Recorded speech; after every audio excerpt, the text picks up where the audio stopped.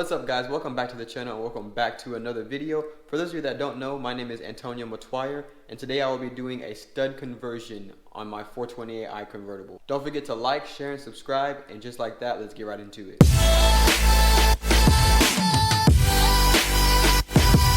So I had mentioned in a previous video of things that I don't like about BMW, that the BMW doesn't have studs in the wheels, so it's very difficult to get on and off your wheel. You kind of have to line it up on the hub almost perfectly. It's really just a pain. So what I went ahead and did is ordered a stud conversion kit from Keys Motorsports. Shout out to Keys Motorsports. I'll go ahead and leave a link in the description of where you can get some yourself. I'm not sponsored or anything like that. Just want to let you guys know where I got them. But once the studs are installed, putting on and taking off your wheel is so much easier. So I'm looking forward to that. So this is everything that comes with the stud conversion kit. As you can see, you have your bolts, nuts. It also comes with just a little flyer right here, as well as they send you a sticker also. And they give you some instructions on how to do the installation, just so that way you have all your torque specs and everything. I also have my impact gun ready, and you will also be needing some Loctite blue. There is also Loctite red, but for this install you're going to want to use the blue. And you will be applying this to the bolts before you install them to the hub.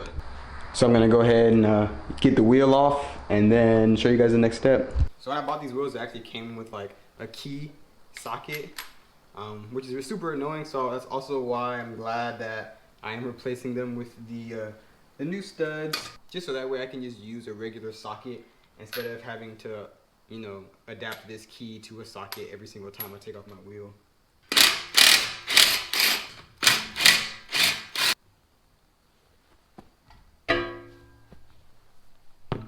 So now you guys can kind of see what I'm talking about when I'm talking about studs. So essentially, let me go ahead and grab a stud for you guys. So essentially, this stud right here will go into all 5 of these holes. So that way, as you can see, there will be studs sticking out. Because without the studs, getting this wheel on this little portion of the hub is a huge pain in the butt. And I don't know if you guys noticed, when I was loosening the bolts, the tire almost kind of like came off a little bit. But the studs will prevent that. I'm actually gonna clean up this hub just a little bit. As you can see, it's a little rusty. So before I install the studs, I just want to make sure it's nice and clean.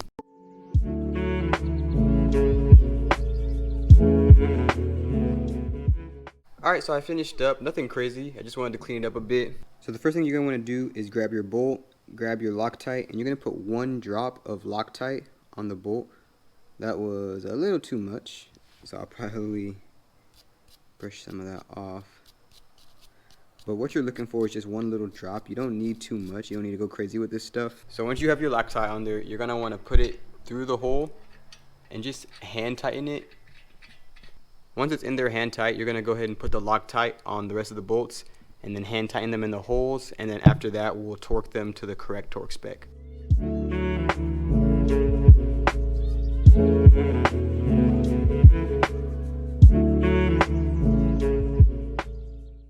For the next step, you're going to want to use a 5mm Allen key and a torque wrench set to, don't know if you guys can see that, but set to 25 foot-pounds of torque. And then you're going to torque all of them down. So if you try to torque these bolts down in the front, this wheel will just spin. So put a bar or something in between it, so that way you can stop it from spinning. You can use a breaker bar or something. I had to improvise. This is the handle for my jack since I don't have a breaker bar. But as you can see, it's not going anywhere, so let me go ahead and tighten them down. And for those of you that have never used a torque wrench, once it clicks, that's where you stop. You'll keep tightening it until it clicks like that. Once you hear this noise, you just stop immediately, because that's where it's set to. So once you have them all torqued down, it'll look something like this. And then you can go ahead and put your wheel back on. So let's see how easy it is getting the wheel back on now that we have the studs. Oh my goodness. That was so much easier getting the wheel on. And it looks pretty good too. So let's go ahead and get these nuts on there and finish up. So I kind of just hand threaded these nuts on each of the bolts. I'm gonna go ahead and use my impact gun just to get them on there a little better. And then afterwards, I'll use my torque wrench to torque them to the correct torque. So I went ahead and tightened these ones with the impact gun before I tighten it with the torque wrench. I'm gonna go ahead and do the other side since the whole front end of the vehicle is up. Just because obviously when you're using a torque wrench, you wanna have the wheel on the ground. So I'm gonna go ahead and do the other side off camera, come back to this one, torque it down to the correct torque spec, and then I'll get back with you guys. So now that the wheel is on the ground, we're gonna go ahead and tighten it to the correct torque spec. So for these ones, you're gonna wanna tighten them to about 90 foot-pounds of torque. So go ahead and get your torque wrench. I have a 17mm socket on here. Make sure it's a deep well socket because the nuts go pretty far in the hole. So you won't be able to reach it with a regular socket. It has to be deep welled. Alright guys, now that I'm finished tightening the bolts on this wheel, I'm gonna go ahead and put the studs on the rest of the wheels on the car, and then I'll get back with you guys at the end. Alright guys, so I didn't want to bore you with a time lapse of me doing the bolts on each wheel.